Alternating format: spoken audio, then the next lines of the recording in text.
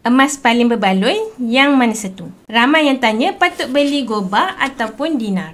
Yang kecil ataupun yang besar. So hari ni Syah nak bantu anda pilih dengan lebih bijak. Bukan ikut rasa tapi ikut strategi. Bayangkan anda berdiri depan kaunter emas. Di satu bahagian ada dinar dan di satu bahagian lain ada goba. Dua-dua cantik tapi mana satu lebih menguntungkan? Pertama sekali anda perlu pertimbangkan ketulinan emas. Kalau nak simpan emas sebagai pelaburan, pastikan anda ambil emas 999.9. Ini emas paling tulen, paling bernilai dan paling senang dijual balik.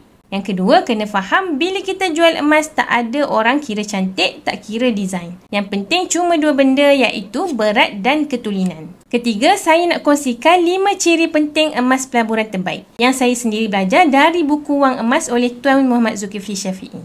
Pertama, harga per gram rendah.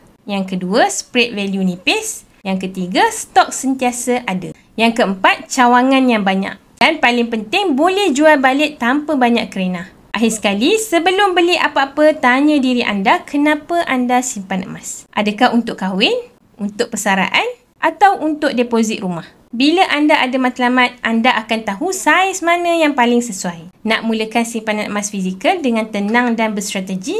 Syah boleh bantu. Jom mulakan langkah pertama anda hari ini. Rujuk pin video saya 5 langkah mudah daftar akaun Public Gold atau DM saya terus untuk saya bantu anda sebaiknya. Ingat Public Gold mudah, murah dan patuh syariah. Jemput follow.